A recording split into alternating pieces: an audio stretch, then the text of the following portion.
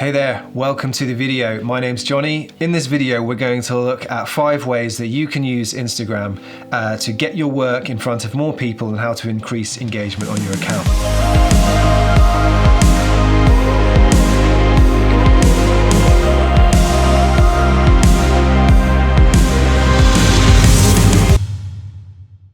The first tip is to find your niche, find your passion, because once you find those things, you will find your community.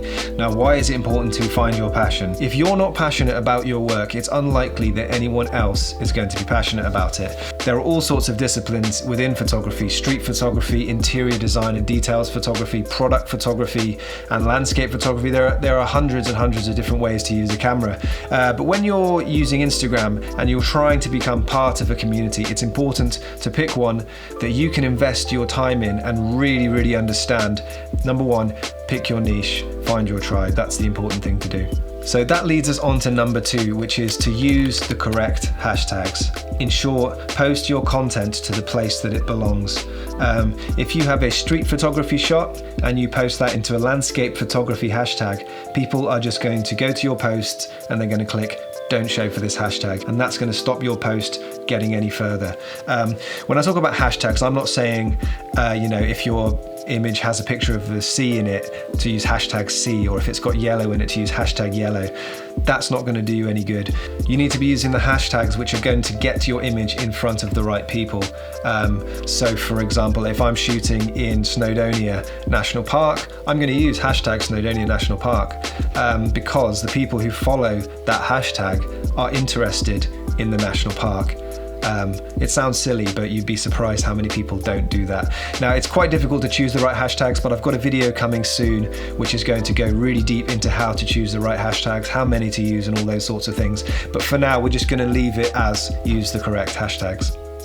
Before we go on to the next ones, if you're finding this useful, hit the like button and also throw your Instagram into the comments below. I'd be really interested to see what kind of accounts are watching this video. Number 3 is about hashtags again, but it's not about the subject of the hashtag, it is about the size of the hashtag. You can see how many posts a hashtag has just by going to the search bar, and it'll tell you there. You just type in the hashtag you want to use and it will tell you how many posts are in it. Let's say you are a landscape photographer with 100 followers and you're producing incredible work. If you start posting to hashtag landscape photography with 36 million posts in it, you're not going to get the engagement to compete with somebody with 100,000 followers and a really good community around their account. Their posts are going to show top and your post is going to disappear, never to be seen again.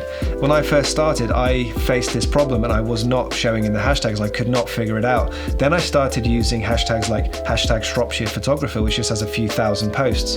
And I noticed that just a few comments and a few likes on my post made me go top in that hashtag. And then I stayed there for weeks and weeks, and actually a year later, some of my posts are still somewhere near the top in those hashtags. Now we'll use that example of the person with 100 followers. They want to be posting to hashtags from anywhere between a few thousand to about 50,000. You can throw a few big ones in and a few small ones, but try and keep them as small as possible. And when you feel like you're doing well in those hashtags, start to work your way up from there. And remember, when you're posting to these hashtags, they are like communities, so when you're getting engagement from them, like comments and things like that, make sure you respond. And that leads us on to number 4, which is reply to your comments. If someone has taken the time to leave a comment on your post, it's not only polite to respond to it, but it's great for engagement. If you've got 10 comments on your post and you respond to all of them, that's 20 comments. And then a few of those people might, they might comment again to reply to whatever you've said. So all of these things are indicators that's telling Instagram that your post is noteworthy and more people should see it. So if you followed the previous tips, great hashtags, and that you're appropriately sized, it's very likely that your post is going to show up in the top of the hashtags that you've used. And now that you're receiving comments and you're responding to them, the next step, which is number 5, is to respect and join the communities that you're engaging with. And again, this is just about being a human being. You know, Instagram gets this reputation for being full of like fakeness and all this sort of stuff, but it really isn't. But it's full of great people. It's a great way to communicate with people, learn more about different locations, improve your photography, and also not only that, but you can give back. If people have got questions and things, you can answer those questions. And all of this is about being a human being on the platform and contributing to it. So thanks for watching the video, everyone. I hope you got something out of that. If you did get something out of that, hit the like button, hit the subscribe button, and I will see you in the next video. If you want to learn more about photography and the techniques and technology around it, check out some of the other videos on the screen right now. And if you're enjoying it, make sure you hit the subscribe button. I really do appreciate it.